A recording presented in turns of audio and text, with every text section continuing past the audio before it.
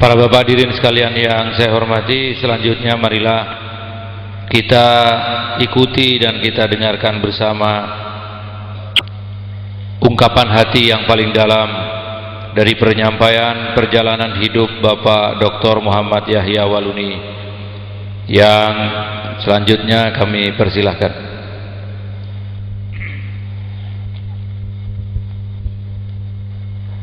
Assalamualaikum warahmatullahi wabarakatuh. Bismillahirrahmanirrahim. Alhamdulillahi rabbil alamin. Wassalatu wassalamu ala asrofil anbiya wa mursalin sayyidina wa maulana Muhammadin wa ala alihi wa sahbihi ajmain, amma ba'd. Asyhadu an la ilaha illallah wa asyhadu anna Muhammadar Rasulullah. Wa la tujadilu ahlal kitab wa qulu amanna billahi unsila ilaina wa ilahuna wa ilahukum wahid. La tajidanna ashadan nasi adawatan lil ladzina amanul yahuda wal ladzina asyraku wa la tajidanna aqrabahum mawaddatil lil ladzina amanul ladzina qalu inna nasra jalika bi anna minhum qisisina wa ruhbana wa annahum la yastakbirun wa iza zami'u ma unsila ila rasuli tara ayunahum tafidu minad dam imma arafu minal haq yaquluna rabbana amana faktubna ma'as syahidin Muhammad. Yang saya hormati Bapak alim ulama yang ada di pondok pesantren, dalam hal ini majelis kiai, dan seluruh masyarakat yang hadir bersama-sama di dalam majelis yang kita gelar bersama ini merupakan sebuah nikmat petunjuk insyaallah dari Allah Subhanahu wa taala yang tentunya selaku orang-orang beriman patut kita syukuri bersama. Tagal nikmat, keberkahan, ridho dan berkahnya kepada kita semua sehingga kita boleh ada di tempat ini dalam sebuah perhimpunan yang dimuliakan Allah Subhanahu wa taala. Itu yang patut kita syukuri, dan tentunya tak lupa pula kita menyampaikan salawat dan salam kepada revolusioner Islam junjungan Nabi besar Muhammad SAW, karena oleh karakteristik sikap akhlak yang mulia dari beliau sehingga kita semua selaku orang-orang beriman dapat merealisasikan konteks kehidupan keimanan itu menurut petunjuk-petunjuk yang ada tertuang secara jelas dari kitab-kitab para nabi yang kemudian disempurnakan di dalam kitab suci Allah yang tidak ada sanksinya lagi bagi orang-orang yang berpengetahuan dan orang-orang yang mau menggunakan akal secara positif, yakni kitab suci Al-Quran Karim. Semoga rahmat dan ridho Allah senantiasa ada dalam hidup dan hati kita di dalam membentuk sebuah keimanan yang kokoh di tengah-tengah berbagai macam problem, di tengah-tengah berbagai macam persoalan baik secara eksternal maupun di dalam internal yang ada pada konteks abad 21. Karena memang demikianlah realita yang harus kita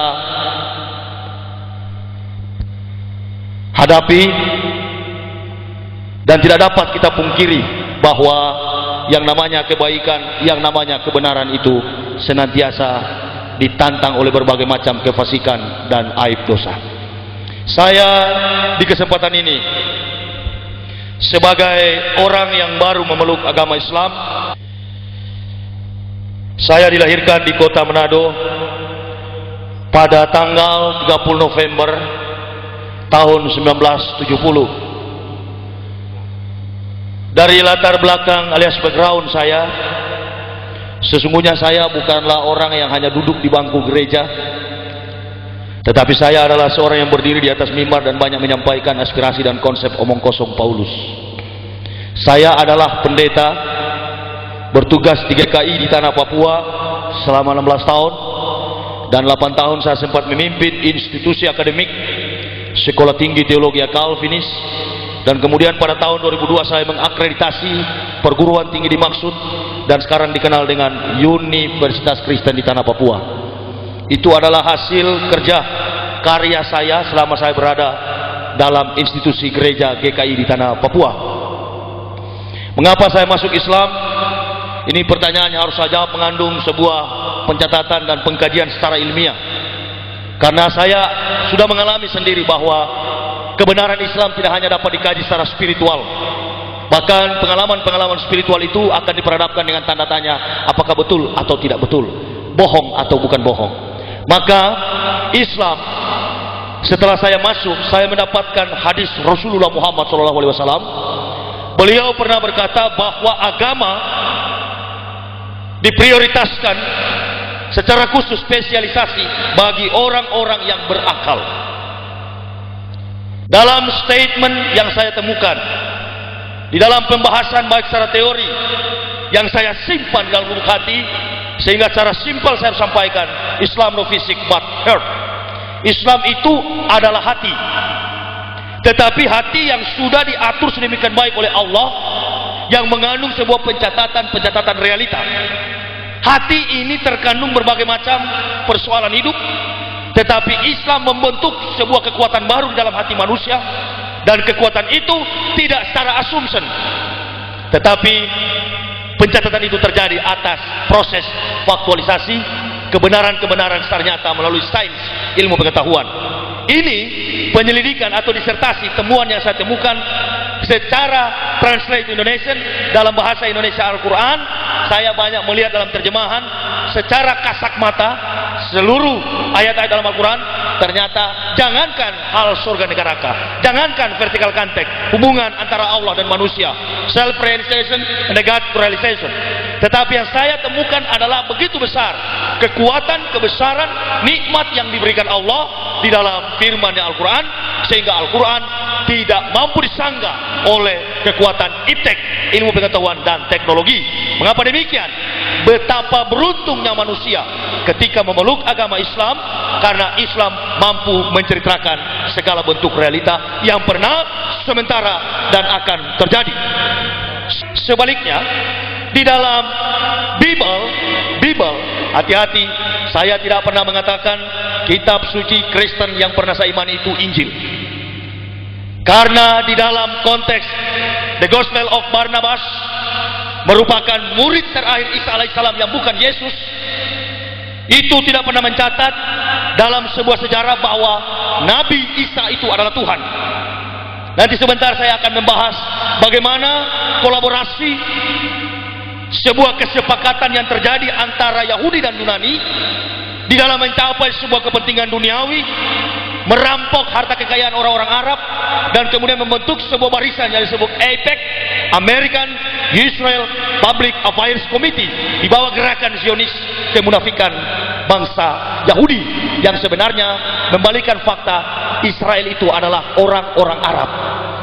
Nanti sebentar saya akan mengungkapkan secara sejarah, karena sejarah itu adalah ilmu pengetahuan, dan ilmu pengetahuan itu adalah kebenaran. Tidaklah seorang dapat menemukan kebenaran itu tanpa proses penalaran, pembuktian di dalam sejarah. Nah, ini yang perlu kita garis bawahi sebagai asal, sebagai awal di dalam saya mengawali statement atau pernyataan mengapa saya masuk Islam. Orang bodoh tidak akan sampai kepada Islam, bahkan oleh kebodohan tidak menutup kemungkinan akan murtad dari kehidupan Islam.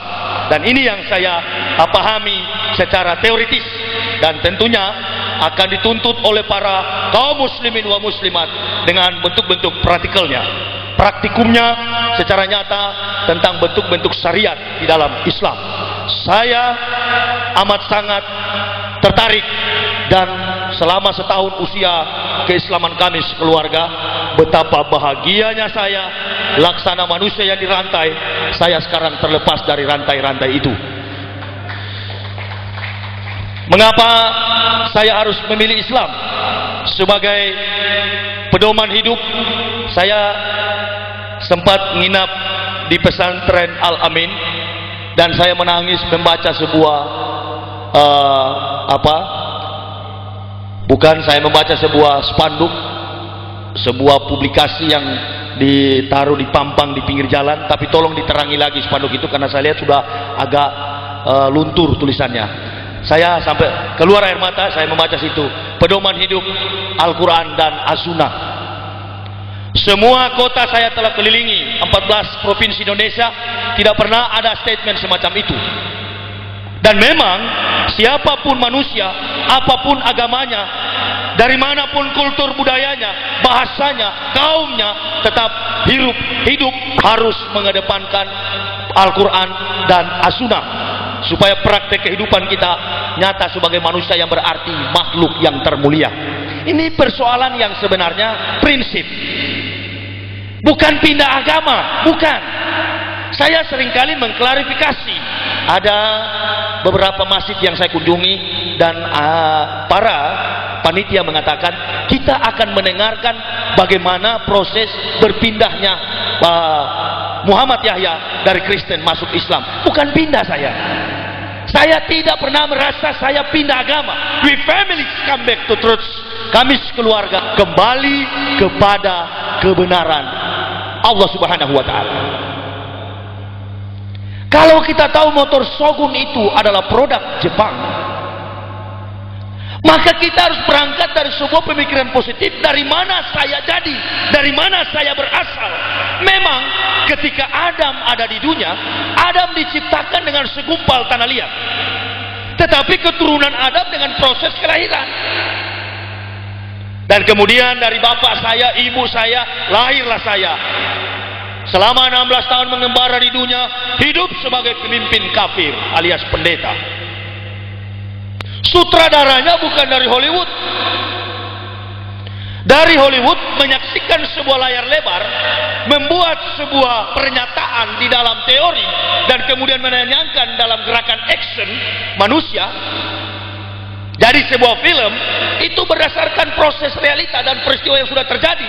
Tetapi yang mengislamkan kami ini adalah pencipta sejarah, yakni Allah Subhanahu wa Ta'ala. Maka dikonsepkan dalam sebuah rumus teologi Islam, itulah hidayah. Itu pun belum setelah diberi petunjuk, tidak langsung saya Islam. Ada satu lagi yang lebih nikmat, yakni inayah atau pertolongan.